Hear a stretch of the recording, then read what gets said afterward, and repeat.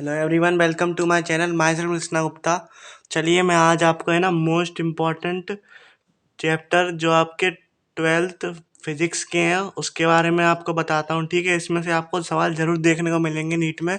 तो सबसे पहले आप इन चैप्टर पे फोकस करें। ठीक है, सबसे पहले आप लिख लो ऑप्टिक्स। ऑप्टिक्स बहुत ही इंपॉर्टेंट चैप्टर है, इससे आपके 4 क्वेश्चन लगभग आते ही आते हैं। और फिर अपन बात करते हैं अपनी मॉडर्न फिजिक्स। मॉडर्न फिजिक्स से आप ये मान के चलो, मॉडर्न फिजिक्स के आप पे 5 सवाल आते ही आते हैं हर साल। इसमें तीनों चैप्टर मिले हुए हैं, डुअल मैटर, एटम और अपना न्यूक्लियाई। ठीक है, डुअल मैटर, एटम और न्यूक्लियाई। और तीसरा जो अपना मोस्ट इम्पॉर्टेंट है वो अपना क्या है, सेमीकंडक्टर। सेमीकंडक्टर से 3 सवाल हर साल आपको देखने को जरूर मिलेंगे। ठीक है, अब मैं बात करता हूँ आपकी करंट इलेक्ट्रिसिटी।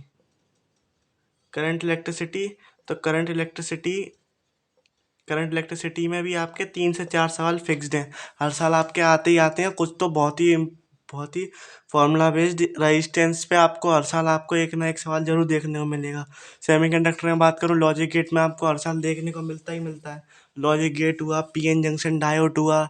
ठीक है, इन सब पर जरूर देखने को मिलेगा। इसमें आपको मालूम ही है photo electric effect, D Broglie wavelength और आपका एटॉमिक स्पेक्ट्रम वाला, हाइड्रोजन स्पेक्ट्रम, ये वाला पूरा आपको देखने को जरूर मिलेगा।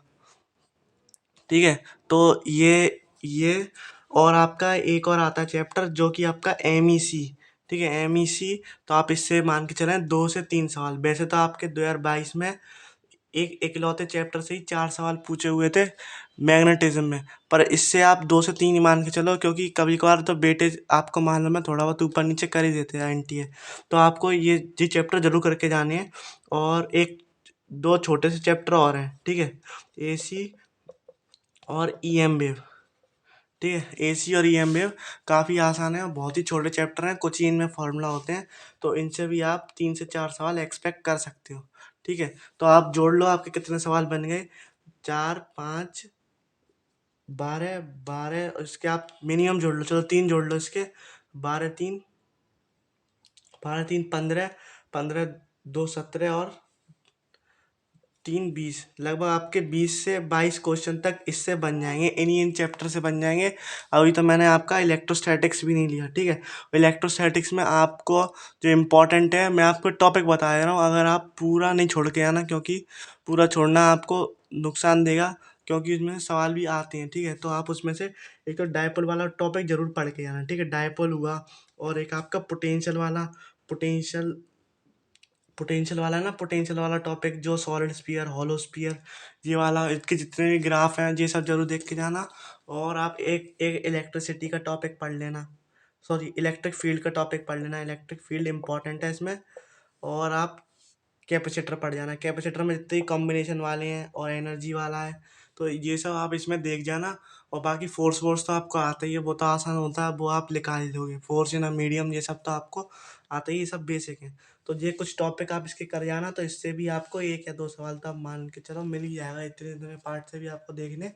तो आप इसमें दो और जोड़ लो, लगभग 23 से 24 सवाल आपके यहाँ से फिक्स रहते हैं, हर साल आपके नीट में पूछे ही पूछे जाते हैं। ठीक है, और ये वाला जो पूरा मैंने आपको बताया एनालाइज करके, ये सब आपका प्रीवियस ईयर पे बेस्ड है। ठीक है, ये आपका सारा पूरा प्रीवियस ईयर पे बेस्ड है, तो आप एक बार ज़रूर चेक करें और इनसे इन्हें ज़रूर करके जाएं नीट से पहले।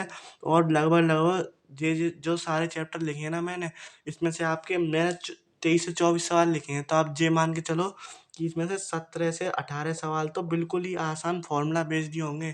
ठीक है, तो आप सोच सकते हो कितने आसान है, और आप इनको जल्द से जल्द कर सकते हो नीट से पहले। ठीक है, और इसी के साथ मैंने आपको एक वीडियो बताई थी जो 50 कंसेप्ट वाली, वो भी आप जरूर देखना, गौरव गुप्ता सर की है। उसमें भी आपको काफ़ी सारे इनमें से कंसेप्ट क्लियर हो जाएंगे।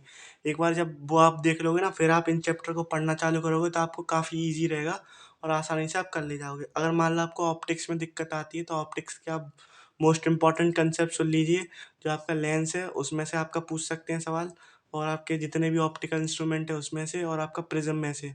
ठीक है, और आपका टीआईआर वाले कंसेप्ट से भी पूछ लेते हैं सवाल, और आपका स्नेल्स लॉ। ये 4 या 5 सवाल इसमें से, मतलब 5 टॉपिक इतने इंपॉर्टेंट है, इनको तो आपको करके जाना ही जाना है रे ऑप्टिक्स में। और बात करें वेव ऑप्टिक्स में, constructive, destructive, by D S C, और आप एक पोलराइजेशन वाला जरूर देख जाना। पोलराइजेशन और इंटेंसिटी के जितने भी रिलेशन आते हैं ना, वो आपको पता चली जाएगा कंस्ट्रक्टिव डिस्ट्रक्टिव में, मिनिमम मैक्सिमम वाला। तो वो जरूर देख जाना, ठीक है। अगर आप इनमें से कोई भी चैप्टर पूरा नहीं कर पाओ तो मोस्ट एक्सपेक्टेड टॉपिक जरूर करके जाना इसके, क्योंकि आपको इसमें सवाल जरूर मिलेगा ही मिलेगा, ठीक है। मैग्नेटिक इफेक्ट वाले से मैं बात करूँ, आपको उससे देखने को मिल जाता है फ्लक्स वगैरह से, मैग्नेटिक फ्लक्स से, मैग्नेटिक फील्ड से, कभी उसकी प्रॉपर्टी दे देते हैं, कभी कभार बायोट सेवर्ट लॉ से डायरेक्ट सवाल आपको देखने को मिल जाता है, या फिर उसमें सर्कल वगैरह आते हैं, ठीक है। बहुत ही इंपॉर्टेंट है मैग्नेटिक वाली यूनिट, और सारे फॉर्मूला बेस्ड सवाल आते हैं। बस आपको है ना इन चैप्टरों के बार बार रिवीजन करना पड़ेगा, क्योंकि इसमें फॉर्मूला होते हैं और काफ़ी सारे होते हैं एक चैप्टर में, तो उनको बस रिवाइज करना पड़ता है डेली। तो इसके लिए अगर आपको फॉर्मूला रिवाइज करने में दिक्कत आ रही हो तो आप मेरी फॉर्मूला शीट भी इस्तेमाल कर सकते हैं। और हाँ, खाली इससे अपना काम नहीं बनेगा, अपन को क्या करना पड़ेगा, मॉक टेस्ट भी सॉल्व करने पड़ेंगे। तो अगर आपके पास मॉक टेस्ट नहीं हो, अगर आपने किसी भी कोचिंग से नहीं ले रखे हो, तो आप आनंद मनी सर के 18 मॉक टेस्ट जो उन्होंने दिए थे उसको आप कर सकते हो, ठीक है। वो ज़्यादातर आपके एनसीईआरटी बेस्ड है और आपके न्यू पैटर्न बेस्ड, जैसे कि मैचिंग वाला हुआ आपका, जो आपके करेक्ट इनकरेक्ट वाले हैं, ठीक है। और भी जो वैरायटी जो आपकी पूछ सकते हैं नीट में, दो स्टेटमेंट में से करेक्ट इनकरेक्ट वाला, असर्शन रीजन बेस्ड, मैचिंग, जितने भी आपके, वो सारे उन्होंने पैटर्न इसमें फॉलो करा हुआ है, जिसमें से आपके 8 तो इसमें थे पार्ट टेस्ट, और 10 थे आपके फुल सिलेबस टेस्ट। तो 10 फुल सिलेबस टेस्ट तो अभी बाकी हैं, ये तो आपके नीट तक हो जाएंगे सारे, और आपके 8 फुल, मतलब 8 पार्ट टेस्ट आपके दे चुके हैं सर। तो आप इनको सॉल्व करके देखें, आपके काफ़ी सवाल इनसे प्रैक्टिस भी हो जाएंगे। अगर मान लो आप 18 नहीं लगा पाओ तो आप कम से कम 10 तो लगा ही लेना, ठीक है। 10 तो आप लगा ही लेना, और 10 आप कोशिश करना इनमें से 5 तो आप वो वाले लगा लेना, 5 आप तो प्रीवियस मतलब फुल सिलेबस लगा लेना। 2 सर ने दिए थे क्लास 11th फुल और क्लास 12th फुल, ठीक है। तो 2 ये वाले लगा लेना, और 1-2 जो आपको मोस्ट मतलब बहुत ही स्ट्रांग पार्ट हो, ठीक है, बहुत ही स्ट्रांग तरीके से जब आपने पढ़ा हो पूरे साल भर में, तो आप उसके लगा लेना, ताकि आपको उसकी गलती ना हो, उस टॉपिक की या उस कंसेप्ट की गलती ना हो, ठीक है। मॉक टेस्ट लगाना भी बहुत ज़रूरी है। और अगर आप सॉल्व कर पाओ इन मॉक टेस्ट के अलावा, तो आप लगभग लगभग 8 या 9 साल के प्रीवियस ईयर जरूर देख जाना या सॉल्व कर लेना, ठीक है। तो उससे आपके कंसेप्ट एकदम क्लियर हो जाएगा। बस इतना ही करो आप फिजिक्स में, तो आपको मैक्सिमम नंबर तक आप ले सकते हो। ऐसे ही मैंने 11th क्लास की भी टॉपिक बताए थे इंपॉर्टेंट, और ये आप ध्यान रखना, ये अपना प्रीवियस ईयर पे बेस्ड है, ठीक है।